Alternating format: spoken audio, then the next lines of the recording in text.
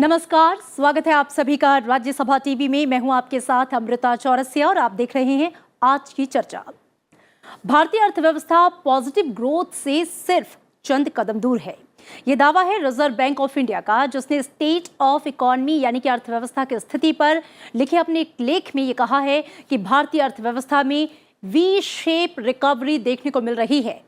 आपको बता दें कि वी शेप रिकवरी में ग्रोथ जितनी तेजी से घटती है उतनी ही तेजी से बढ़ती है और ग्रोथ रेट के लिए वो वी आकार बनाती है। आरबीआई ने अपने लेख में इस बात का जिक्र किया है कि 2021 में भारतीय अर्थव्यवस्था की स्थिति सुधारात्मक होगी और ये सुधार जो है वो तेज गति से होगा। लेख में कहा गया है कि वी से तात्पर्य वैक्सीन से भी है। भारत ने विश्व का सबसे बड़ा वैक्सीनेशन प्रोग्राम शुरू किया है, जो कि भारत की मेडिसिन क्षेत्र में उत्पादन क्षमता को दर्शाता है। और इस रिपोर्ट को लिखने वालों में शामिल आरबीआई के deputy governor Michael Devvrat Patra ने कहा है कि अगर ये वैक्सीनेशन ड्राइव सफल होती है तो इससे अर्थव्यवस्था में पॉजिटिव ग्रोथ देखने को मिलेगी। इसी बीच सेंसेक्स ऐतिहासिक रिकॉर्ड बनाते हुए पहली बार 50,000 का जो आंकड़ा है वो पार कर गया है। आरबीआई ने ये कहा है कि माइक्रो इकोनॉमिक लैंडस्केप में आए हालिया बदलाव के कारण अर्थव्यवस्था का जो आउटलुक है वो और भी ज्यादा ब्राइट हुआ है और महंगाई दर कम होने से जीडीपी में पॉजिटिव ग्रोथ आने की उम्मीदें हैं बढ़ गई हैं। आर्टिकल में अनुमान लगाया गया है कि फाइनेंशियल ईयर 2020-21 में भारतीय अर्थव्यवस्था में 7.7% की गिरावट आ सकती है, लेकिन वित्त वर्ष 2021-22 में तेज ग्रोथ देखने को मिलेगी। और अगर ये मोमेंटम जो है वो बरकरार रहता है तो इकोनॉमिक रिकवरी को और सपोर्ट मिलेगा। लेख में ये भी कहा गया है कि भारत की स्थिति को उबारने में ई कॉमर्स और डिजिटल प्रौद्योगिकी की महत्वपूर्ण भूमिका होगी। हालांकि महामारी से पूर्व का उत्पादन स्तर और रोजगार हासिल करने में अभी लंबा वक्त भी लग सकता है। तो आज की चर्चा में हम बात करेंगे वी शेप रिकवरी के और इसके फैक्टर्स को एनालिसिस करेंगे। और चर्चा में मेरे साथ दो खास मेहमान जुड़ रहे हैं। अशोक कुमार झा हैं मेरे साथ, पूर्व सचिव वित्त मंत्रालय। सर, बहुत स्वागत है आपका। साथ ही मेरे साथ जुड़े हैं प्रोफेसर चरण सिंह, सीईओ हैं एग्रो फाउंडेशन के। आप दोनों खास मेहमानों का बहुत स्वागत। पहला सवाल अशोक जी मैं आपसे पूछना चाहूंगी, जिस तरह की आरबीआई के इस आर्टिकल में भी लिखा गया है शेक्सपियर की इन लाइनों को, winter of discontent will be made glorious summer, यानी असंतोष और दुख का समय बीत चुका है और अब केवल अच्छा होने वाला है, अच्छा होने की उम्मीद है। तो आरबीआई ने जो वी शेप रिकवरी की बात की है, सबसे पहले मैं आपसे समझना चाहूंगी, एनालिसिस चाहूंगी कि वो कौन से फैक्टर्स हैं जो इस वी शेप रिकवरी को दर्शा रहे हैं। एक्चुअली आरबीआई का जो ये रिपोर्ट आया है इसमें उन्होंने वी शेप रिकवरी इसलिए कहा है क्योंकि पहला क्वार्टर में हमारा जीडीपी डाउन था करीब ऑलमोस्ट 24% जी, और दूसरा क्वार्टर में इम्प्रूवमेंट हुआ काफ़ी और उम्मीद है कि तीसरा और चौथा क्वार्टर में थोड़ा पॉजिटिव होगा। तो इसलिए कुल मिला के end of the financial year में वो एक्सपेक्टेशन है कि जीडीपी कॉन्ट्रैक्ट करेगा, लेकिन करीब 7.5% से। तो ये उनका ये मानना है कि क्योंकि दिसंबर के जो अभी कुछ आंकड़े आए हैं, जैसे कि बैंक क्रेडिट ग्रोथ हुआ या इंपोर्ट्स का ग्रोथ हुआ, एक्सपोर्ट्स का ग्रोथ हुआ जी, मनरेगा का डिमांड जो जितना बढ़ गया है अभी इस दिसंबर में, इन्फ्लेशन भी डाउन हो गया करीब 2%, 6.5% से। तो ये सब को देखते हुए उनका ये ख्याल है कि ये रिकवरी वी शेप होगा जी। लेकिन मैं ये समझता हूँ कि वी शेप रिकवरी का मतलब ये होता है कि सारे सेक्टर्स रिकवर करेंगे जी, लेकिन क्योंकि ये जो पैंडेमिक के वजह से और कुछ और कारणों के वजह से जो कंट्रैक्शन हुआ इकोनॉमी में, इसको रिकवरी में ऑल सेक्टर्स को एक साथ रिकवर नहीं कर पाएंगे जी। इसलिए मैं ये समझता हूँ कि ये रिकवरी जिसको कहते हैं कि के शेप रिकवरी का ज़्यादा संभावना है जी, ये वी शेप रिकवरी के मुकाबले में। जी बिल्कुल। प्रोफेसर चरण सिंह, मैं आपका रुख करना चाहूंगी। और जैसा कि अशोक कुमार झा जी ने जिक्र किया कि वो वी शेप रिकवरी के बनस्पत इसको के शेप रिकवरी जो है वो इसकी संज्ञा देना चाहेंगे। मैं आपसे समझना चाहूँगी कि आरबीआई ने अपने आर्टिकल में जिन बातों का जिक्र किया है और जिस वी शेप रिकवरी की बात वो कर रहे हैं, आप इसको लेकर कौन से फैक्टर्स हैं जिसको आप बताना या समझाना चाहेंगे? मैंने ये उनकी रिपोर्ट में बहुत अच्छा देखा है कि ग्रोथ इंडिया की कहाँ जा रही है। तो उन्होंने सारी बात कही है। उन्होंने कहा है कि क्रेडिट ग्रोथ बढ़ गई है, 6% से ज़्यादा चली गई है। जो आयात हम लोग करते हैं, इंपोर्ट्स करते हैं, वो भी अच्छे शुरू हो गए और उन आयातों में काफ़ी ऐसे आयात हैं जो निर्यात में फायदा करते हैं। तो इसका मतलब हमारे निर्यात भी अच्छे हो जाएंगे जी। तो एक तो ये दो चीजें बहुत अच्छी हैं, जिससे लग रहा है कि प्रोडक्शन शुरू हो जाएगी। एक बात मैं शुरू में कहनी चाहूंगा एक प्रोफेसर होने के नाते कि जब हम लोग ग्रोथ करते हैं हमें क्या चाहिए, हमें मैन पावर चाहिए, लोग चाहिए और हमें पूंजी चाहिए, कैपिटल चाहिए। ये दोनों मिलके टेक्नोलॉजी के साथ प्रोडक्शन कर देते हैं। हमारे यहाँ मैन पावर तो है ही है, वो तो एकदम लॉकडाउन के कारण या कोविड के कारण बंद पड़ी थी। अभी वो तो तैयार ही है और काम करने के लिए एकदम रेडी बैठी है। जब क्रेडिट बढ़ रहा है तो मतलब पूंजी भी साथ आ रही है, तो इसलिए दोनों को मिला के ग्रोथ करना काफी आसान हो जाता है। अभी मैंने जैसे बताया है कि इंपोर्ट भी शुरू हो गया और अच्छा हो रहा है, उससे निर्यात को भी फायदा हो जाएगा। इसके अलावा जो दो चीजें हैं जो आपने भी कही, डिजिटल पेमेंट हो रही है, ई कॉमर्स हो रहा है, तो बढ़ावा मिल ही रहा है। आपने देखा होगा कि अभी वैक्सीन जब शुरू हुआ है तो हम लोग वैक्सीन अपने अड़ोस पड़ोस में विदेशों में भी देना शुरू कर रहे हैं और अपना देश इतना विशाल है कि इतना ज्यादा वैक्सीन बना के सबको देना वही एक बहुत बड़ी प्रोडक्शन की बात होती है। तो उसमें भी प्रगति हो रही है। फिर सरकार का अपना जो खर्चा है, जो उन्होंने कहा है कि ग्रॉस कंजम्पशन एक्सपेंडिचर जो सरकार का है वो भी बढ़ा है।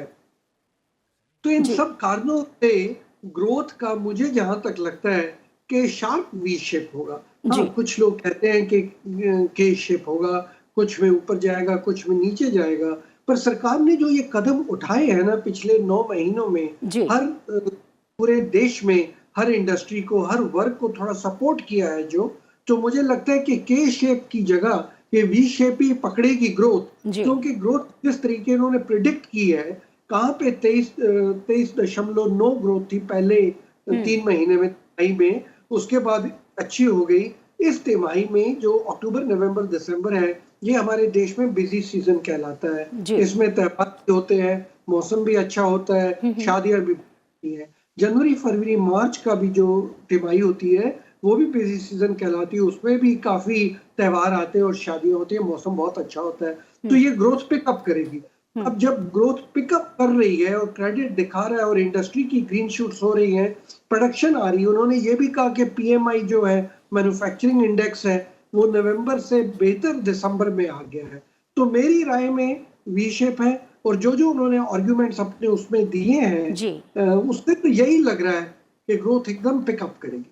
जो दुनिया भर के भी जो हालात चल रहे हैं उसमें भी मुझे यही लग रहा है कि अपना देश, जो इसके इंडिकेटर्स हैं जैसे एफडीआई है या फॉरेन पोर्टफोलियो इन्वेस्टमेंट है, उसमें भी हम लोग भी आगे तेजी से बढ़ रहे हैं। तो इसलिए ग्रोथ को मैन पावर होते होते फाइनेंस भी मिल रहा है, ग्रोथ एकदम ओवरटेक करेगी बाकी सब चीजों से। जी बिल्कुल। अशोक कुमार जी, मैं आपका रुख करना चाहूँगी, और जहाँ तक कि अगर हम रिकवरी की बात कर रहे हैं और निवेशकों के भरोसे की भी बात कर रहे हैं, तो निवेशकों की जहाँ तक बात है, हमने देखा है कि बाजार में निवेशकों का जो भरोसा है वो बढ़ा है या बढ़ रहा है, और वी शेप रिकवरी को हम इससे कहीं ना कहीं आरबीआई जिसने अपने लेख में भी लिखा है कि हम देख पा रहे हैं। इस लिहाज से हम आगे के मार्केट को आप किस तरीके से एनालिसिस करेंगे? इसमें पहली बात तो ये है कि मार्केट का, सेंसेक्स का जो सिचुएशन है और जीडीपी ग्रोथ में, इसमें कोई डायरेक्ट कोरिलेशन तो है नहीं। कभी कभी मार्केट ज़्यादा तेज से उठ जाता है और जीडीपी ग्रोथ स्लैकन होता है, जैसे कि 2008-9 में हुआ था, जबकि जीडीपी ग्रोथ कुछ थोड़ा बहुत कम हुआ था, लेकिन मार्केट 50% ऑलमोस्ट क्रैश हो गया था। तो उसमें कोई डायरेक्ट कोरिलेशन नहीं है। लेकिन इसके पहले मैं आपको एक चीज़ मैं कहना चाहता हूँ, जी। जो मैंने कहा कि ये के शेप रिकवरी लगता है, इसका कारण ये है कि जब ये पैंडेमिक हुआ, लॉकडाउन हुआ, तो इसमें कुछ लोगों के ऊपर ज़्यादा असर पड़ा, जी। जो कि स्पेशली जो कि लेबरिंग क्लास थे। अब CMI का जो पहले एस्टिमेट था कि लॉकडाउन के वजह से करीब 122 मिलियन लोगों को अनएम्प्लॉयड हो गए। जी। अब वो सिचुएशन तो बेटर हो गया। अब करीब वो कह रहे हैं कि करीब 15 मिलियन ही अनएम्प्लॉयड हैं। लेकिन इसमें ये है कि कुछ लोग 15 मिलियन अनएम्प्लॉयड हैं और काफ़ी लोग ऐसे हैं जिनको एम्प्लॉयमेंट तो मिला है लेकिन इंफीरियर एम्प्लॉयमेंट मिला है। इसके अलावा जो वुमेन का जो लेबर पार्टिसिपेशन रेट है वो भी कम हो गया है। तो ये सब देखते हुए हमें ये लग रहा है कि कुछ लोगों के लिए तो ठीक है, रिकवरी हो जाएगा जल्दी, लेकिन काफ़ी लोगों के लिए रिकवरी में टाइम लगेगा। जी। इसीलिए मैंने कहा कि एक के शेप रिकवरी है। जी। और इसको वी शेप रिकवरी बनाने के लिए सरकार को ये करना है कि जो लोगों को पर ज़्यादा असर पड़ा ये लॉकडाउन पैंडेमिक का, उन लोगों के तरफ ज़्यादा ध्यान दें और उनको किसी तरह से इनकम उनको दिया जाए ताकि वो जल्द से जल्द वो भी अपना वी शेप रिकवरी में पार्टिसिपेट फिर करने लगे। जी जी बिल्कुल। प्रोफेसर शरण सिंह, मैं आपका रुख करना चाहूँगी। और जैसा कि मार्च में हम बात करें तो सेंसेक्स जो है वो 26,000 के नीचे था, लेकिन पिछले 10 महीने में शेयर बाजार में जिस तरह इसका उछाल आया, डबल हो गया, जिस तरह की बुल रन दिखाई और ऐतिहासिक रिकॉर्ड बनाते हुए 50,000 के पार, ये बढ़ोतरी क्या दर्शाती है और क्या मुख्य फैक्टर्स आप इसके पीछे मानते हैं? देखिए, मैंने अभी वो हर्षद मेहता का जो चल रहा है ना सीरियल, वो देखा है जी। तो आपको पता है कि उसमें भी हर एक को डर होता है, इतना उछल रहा है सेंसेक्स, तो कहीं हम लोगों के साथ कोई बुरी बात ना हो जाए जी। वो बात बहुत पीछे रह गई। अभी जो पर चल रहा है सेंसेक्स, जैसे अभी पूर्व वित्त सेक्रेटरी जी ने कहा है कि सेंसेक्स का ग्रोथ के साथ कभी कभी नाता नहीं होता है। वो ठीक है, बात ठीक है, पर ये जो सेंसेक्स होता है ये आगे देख रहा होता है, ये फ्यूचर ज्यादातर देखता है और फ्यूचर पोटेंशियल देखता है। तो अभी जो पूरी दुनिया की अगर हालात आप देखेंगे तो आप देखेंगे कि इंडिया इसमें एक अच्छी प्रॉस्पेरिटी का आइलैंड है। इसमें स्टेबिलिटी है, रिजर्व बैंक जैसा अच्छा रेगुलेटर है, सेबी जैसा अच्छा रेगुलेटर, रेट ऑफ इंटरेस्ट यहाँ पर पॉजिटिव है। दुनिया भर में आप रेट ऑफ इंटरेस्ट देखिए क्या चल रहा है, 0 चल रहा है, कहीं जगह नेगेटिव चल रहा है, ज्यादातर 0 चल रहा है। यहाँ पर अभी भी 3 से 6% है और रिटर्न स्टॉक मार्केट दे रही है। तो इसलिए पैसा दुनिया भर से यहाँ आ रहा है। जितनी सरकार ने भी मदद की है, लिक्विडिटी प्रोवाइड की है, उससे भी स्टॉक मार्केट को उछाल मिला है। उसके बाद अगर फ्यूचर आप देखेंगे, IMF और वर्ल्ड बैंक ने भी जो प्रेडिक्शन की है, उन्होंने कहा है कि इंडिया की ग्रोथ 2021-22 में बाकी देशों से काफी आगे चलेगी जी। तो इसलिए जब इतनी ग्रोथ की स्टोरी चल रही है, इसके अलावा आप इंडस्ट्रीज देख लीजिए, आपने देखा होगा पैसेंजर कार में काफी अच्छी बढ़ोतरी हो रही है। पूरा लॉकडाउन उसमें बैंकिंग, इंश्योरेंस चलता रहा। उसके बाद आपने देखा कि कोविड के भी जो एक्सीडेंट्स हुए या डेथ हुई है या मोर्टेलिटी हुई है, इंडिया उसमें से काफी उभर कर आ गया है, ज्यादा नहीं हुआ है। सेकेंड वेव अब इंडिया में नहीं आया है, जबकि यूरोप, अमेरिका में जो हाल चल रहे हैं बहुत बुरे चल रहे हैं। उसके बाद अभी वैक्सीन रोल आउट होना शुरू हो गया। तो क्या दिख रहा है, दुनिया दूर से देख रही है, उनको दिख रहा है कि देश प्रगतिशील देश है। इन्होंने पूरी सिचुएशन संभाली है, लॉकडाउन किया है, पर लॉकडाउन से जैसे उभर आ रहे हैं, ग्रोथ बाउंस कर रही है, वो सारा आपको ये 50,000 का सेंसेक्स जो दिख रहा है उसमें प्रदर्शित है। मेरी अपनी जो विचार है, ये इस तरीके गिरने वाला नहीं है, ये आगे बढ़ेगा क्योंकि देश की नीतियां और देश का जो पोटेंशियल है वो बहुत रिच है। जी जी बिल्कुल, आपकी इन बातों के साथ मैं अशोक जी का रुख करना चाहूँगी। और अशोक जी, जो बात प्रोफेसर चरण सिंह ने रखी और जो फैक्टर्स उन्होंने गिनाए, इस सकारात्मक जो संकेत दिखाई दे रहे हैं अर्थव्यवस्था में, उसको लेकर आपका क्या कहना है? और साथ ही क्या आप ये मानते हैं कि जो रिकवरी है वो सरकार की पेश की गई जो आर्थिक प्रोत्साहन की नीतियाँ रहीं पिछले दिनों और केंद्रीय बैंक की मौद्रिक नीति भी है, जिससे मार्केट में जो है वो कैश फ्लो बढ़ा? ये जो सेंसेक्स का जो बढ़ावा हुआ है अभी, इसके 2-3 महत्वपूर्ण कारण हैं। पहला कारण तो ये है कि बहुत पैसा बाहर से आ रहा है जी। क्योंकि वो अमेरिका हो या यूरोप हो या जापान हो, ये लोग अपने इकोनॉमीज को स्टिमुलेट करने के लिए काफ़ी पैसा इकोनॉमी में डाल रहे हैं।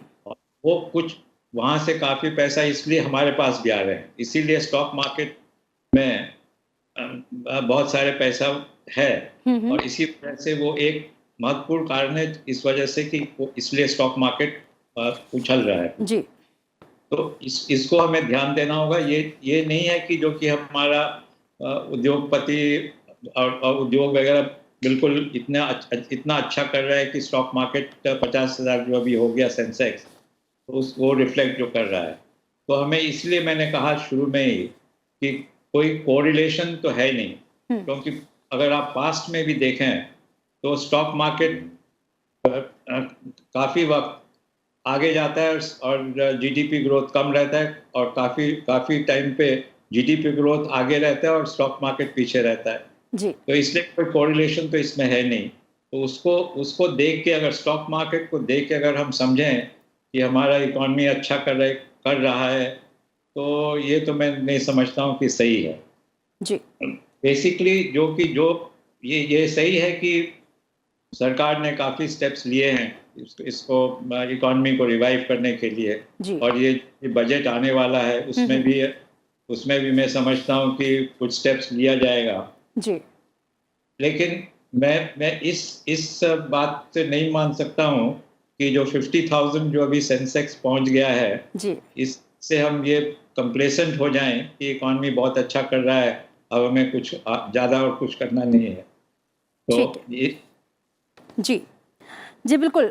और आपने बजट का भी जिक्र किया, चूंकि हम इस समय की बात करें, प्रोफेसर चरण सिंह मैं आपका रुकना चाहूँगी, तो बेहद महत्वपूर्ण ये समय है। 1 फरवरी को जो है वो देश का बजट पेश होने वाला है।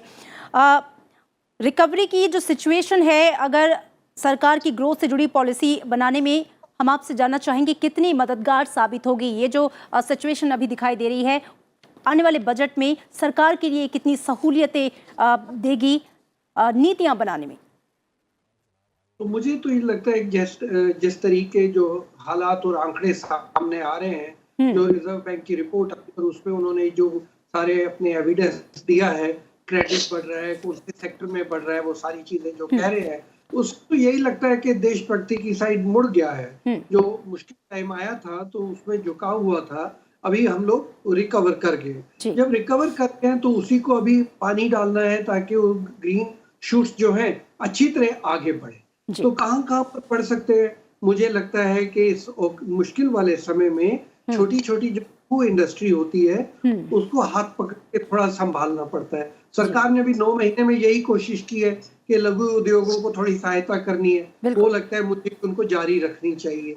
आपने देखा होगा कि नॉन बैंकिंग फाइनेंस कंपनीज हैं, बैंकों के पास तो पैसा होता है, रिजर्व पड़े होते हैं अंदर, तो संभल जाता है।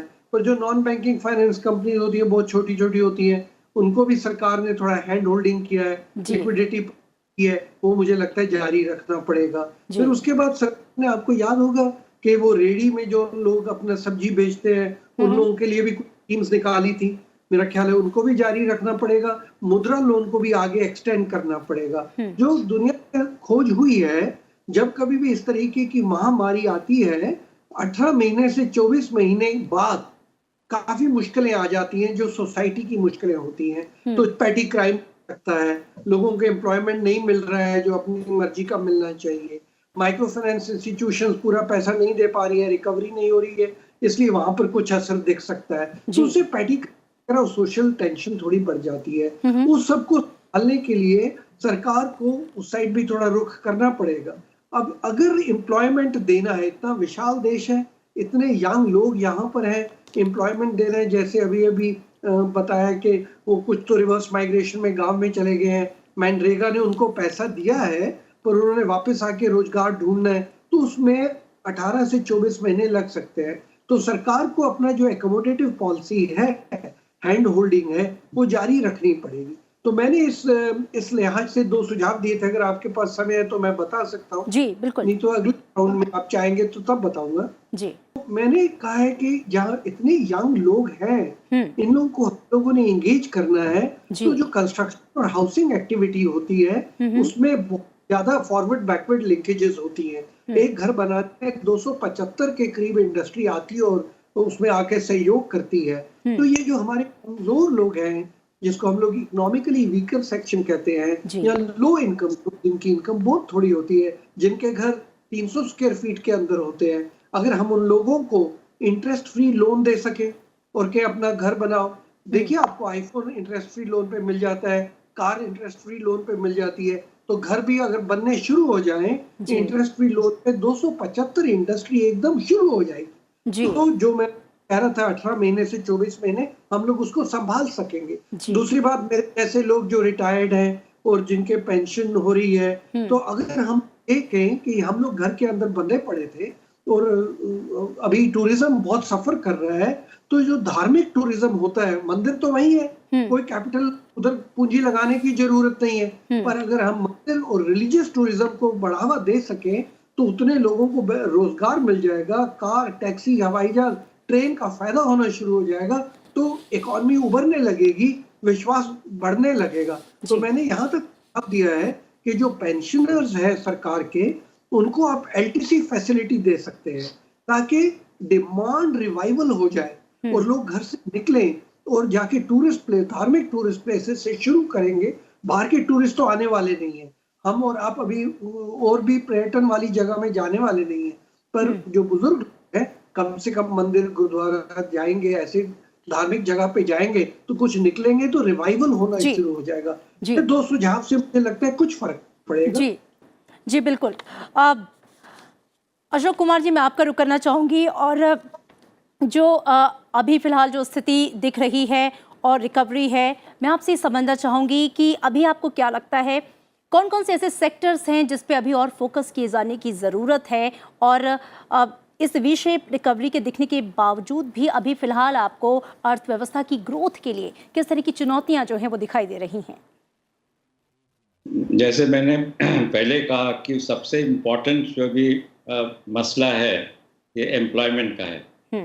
तो ये बजट में एम्प्लॉयमेंट जनरेशन पर फोकस ज़्यादा देना चाहिए जी। और इसमें भी जैसे भी चरण सिंह साहब ने भी कहा कि कंस्ट्रक्शन एक बहुत इम्पोर्टेंट सेक्टर है जो जिसका मल्टीप्लायर इफेक्ट काफ़ी होता है। इसके अलावा मैं समझता हूँ कि टेक्सटाइल्स और गारमेंट्स, लेदर और leather products, James and jewellery, ये सब में बहुत ज़्यादा एम्प्लॉयमेंट पोटेंशियल है। तो सरकार को चाहिए कि ये बजट में इसमें स्पेशल फोकस देना चाहिए जी। दूसरी बात यह है कि ये जो रूरल एरियाज़ के लिए तो मनरेगा है, जो जिनके पास नौकरी नहीं हो तो मनरेगा के थ्रू अपना कुछ ना कुछ इनकम जनरेट कर सकते हैं जी। लेकिन जो अर्बन अनएम्प्लॉयड हैं या अंडर एम्प्लॉयड हैं उनके लिए कोई ख़ास स्कीम नहीं है। तो मेरा रिकमेंडेशन ये रहेगा कि अर्बन अनएम्प्लॉयड के लिए एक मनरेगा के तरह या जैसे पीएम किसान का जो एक स्कीम है जिससे कि किसान लोगों को पैसा दिया जाता है, वैसा एक स्कीम गवर्नमेंट को चाहिए कि अर्बन जो पुअर हैं जिनको नौकरी नहीं है उनके लिए ऐसा करना चाहिए। चौथी बात ये है कि कुछ हमें बूस्टर डोज देना है इकॉनमी को जी। क्योंकि जो जो जो अभी तक जो हमने किया है तो वो उतना है नहीं जो जिससे कि बूस्टर डोज मिल सकता है। जैसे क्योंकि जो हमारा स्टिमुलस जो हमने किया अभी पैंडेमिक के इस दौरान में, ये फिस्कल स्टिमुलस बहुत कम है, करीब 2% है जीडीपी का। पिछले बार जबकि वो फाइनेंशियल क्राइसिस हुआ था 2008-9 में, तो हमने फिस्कल स्टिमुलस उस टाइम 3.5% जीडीपी का था जी। मैं इसलिए चाहिए कि वो वैक्सीन के साथ साथ एक बूस्टर डोज भी देना चाहिए इकोनॉमी में, ताकि उससे डिमांड बढ़ जाएगा। जी और एक फाइनल सजेशन ये है जी, बताइए। कि हमें एक्सपोर्ट पे फोकस करना चाहिए, जी क्योंकि एक्सपोर्ट पे हम अगर फोकस नहीं करेंगे तो ग्रोथ जीडीपी का ज़्यादा हो नहीं पाएगा। और एक समय था जबकि हमारा ये पिछले 6-7 साल से एक्सपोर्ट बिल्कुल स्टैग्नेंट हो गया। 2012-13 के बाद 2019 तक एक्सपोर्ट ग्रोथ बहुत ही मिनिमल हो गया है। इस पे हमें फोकस करना चाहिए जी, बिल्कुल। ताकि इससे हमें जीडीपी ग्रोथ भी बढ़ सके। बिल्कुल, तो जिस तरीके से आप दोनों ने कहा कि जो पॉजिटिव संकेत हैं अर्थव्यवस्था में वो देखने को मिल रहे हैं, लेकिन बहुत सारे ऐसे सेक्टर्स हैं जिसमें अभी फोकस किए जाने की, उसे बूस्टर डोज दिए जाने की ज़रूरत है। एक आखिरी प्रश्न के साथ मैं चाहूँगी चर्चा समाप्त हो। प्रोफेसर चरण सिंह जी, जैसे वैक्सीनेशन ड्राइव में भारत ने जिस तरीके से दुनिया के सामने एक नज़ीर पेश की है और वैक्सीनेशन हब के रूप में दुनिया इसे देख रही है, कहीं ना कहीं ये भी और इससे जो भारत का एक्सपोर्ट बढ़ा है उसमें एक बड़ा इजाफा उछाल आया है, इसको आप किस तरीके से देख रहे हैं? देखिए, ये बहुत बड़ी बात है कि भारत जैसा कमजोर जो देश है, जिसको हम लोग साइंटिफिकली पीछे मानते हैं, अमेरिका, यूरोप, जहाँ पे इतनी लेबोरेटरीज हैं, हमने अपने वैक्सीन बना दिए हैं और हमारे वैक्सीन हमारे लोगों पे असर कर रहे हैं। तो ये तो बहुत गर्व वाली बात है, ये जो हुआ है। उसके बाद हमने यहाँ तक हिम्मत की है कि अपने पड़ोसी देशों में वो जाके वैक्सीन बांटे हैं, तो उससे दिख रहा है कि हम नेबरली रिलेशनशिप पे भी विश्वास करते हैं और ये जरूरी है। पर मैं आपसे एक विनती करनी चाहूंगा आपके चैनल के थ्रू, देखिए, अपने लोगों की हेल्थ तो संभाल ली, वैक्सीन बना लिया, लोग अभी बाहर जाके काम करना शुरू कर देंगे, पर जहां तक 9 महीने के लिए लोग फंसे रहे, घर के अंदर रहे, बड़ा तनाव रहा, तो मुझे लगता है कि अभी हमने अगला जो कदम सरकार को उठाना है वो मेंटल हेल्थ की साइड उठाना है। जिन बच्चे, जो जवान जिनको नौकरी पे जाना था, बाहर जाके पढ़ना था, वो बुजुर्ग जो घर में सैर करते थे, घर से बाहर सैर करते थे, घर के अंदर डिब्बे में फंसे रहे, उनके मन में जो असर हुआ होगा, और क्योंकि एंजाइटी थी, बेरोजगारी थी, गरीबी की रेखा से नीचे कुछ लोग चले जाएंगे, तो एंजाइटी, चिंता, घबराहट और मानसिक रोगों से पीड़ित हो सकते हैं लोग। तो वैक्सीन के बाद अगला कदम हमें मेंटल रोग की साइड एकदम उठाना है, ताकि हम अपने देश में लोगों को, अगर आदमी मानसिक रूप से पूरा अच्छा नहीं है, प्रोडक्टिव नहीं हो सकता है, तो एंजाइटी, डिप्रेशन, सुसाइडल एक्टिविटी से बचाने के लिए, सोशल पैटी क्राइम से बचने के लिए मेंटल हेल्थ की साइड अभी सरकार को रुख करना चाहिए। और मैं विश्वास करता हूँ इस बजट में सरकार इस पे नजर रखेगी। दुनिया भर में भी ये कमाल की चीज हो जाएगी कि भारत ने वैक्सीन बनाने के बाद लोगों के मन की अवस्था पे भी विचार किया, और कुछ योगा उसमें, डीप ब्रीदिंग उसमें हेल्प कर सकती है, पर एक गाइडेंस चाहिए। जी बिल्कुल, 1 फरवरी को जो है वो देश का आम बजट पेश होने वाला है और बहुत सारी उम्मीदें भी हैं, और इस बजट से पहले जो वी शेप रिकवरी, अर्थव्यवस्था में पॉजिटिव संकेत, वो कहीं ना कहीं एक उम्मीद जता रहे हैं कि बजट में भी कुछ सरकार को सहूलियत होगी इस तरह की पॉलिसी मेकिंग के लिए, जिससे अर्थव्यवस्था को और भी ज़्यादा बूस्टअप मिल सके। और इसी के साथ आप दोनों खास मेहमानों का बहुत शुक्रिया हमसे बातचीत करने के लिए। इसी के साथ आज की चर्चा में इतना ही, दीजिए इजाज़त, नमस्कार।